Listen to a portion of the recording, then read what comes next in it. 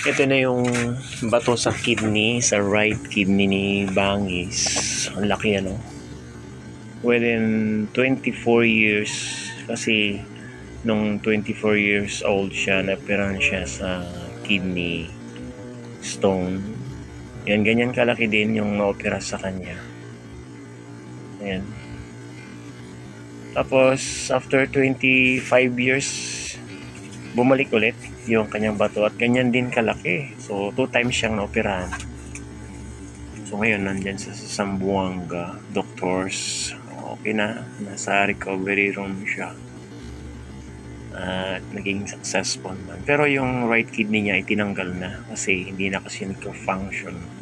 2% na lang. Pagkatapos yan na renal scan, ay napatunayan na hindi na siya pwede at kailang tanggalin. Ito naman yung dalawa naming anak, kinatid siya doon, si kaso siya, aking panganay at yung pangatlo.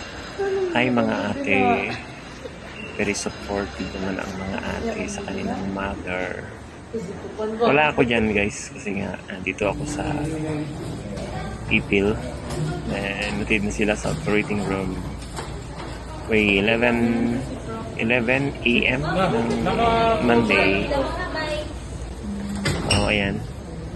Dapat kahapon Sunday pero hindi natuloy kasi in-examine pa yung mga dugo niya. So ngayon, Monday mga 11 a.m. ipinasok. Kaya ayan.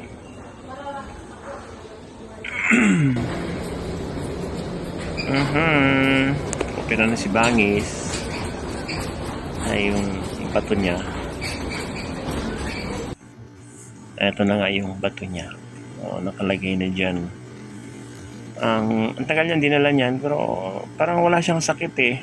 Malakas yung katawan niya, so nga lang yung mukha niya lumobo dahil siguro sa gamot na iniinom niya para makalakad siya. Ang sintomas na kasi hindi siya makalakad, masakit yung mga paa. Kung wala yung gamot na iniinom niya ay malamang hindi na siya makalakad. Matagal kasi yung pag-aantay, so ang tagal ng pag-aantay proseso na ginawa ng Panginoon para makapagpa-opera siya. Lahat ng bagay inayos ni Jesus sa kanyang operation. Salamat Jesus. Salamat po.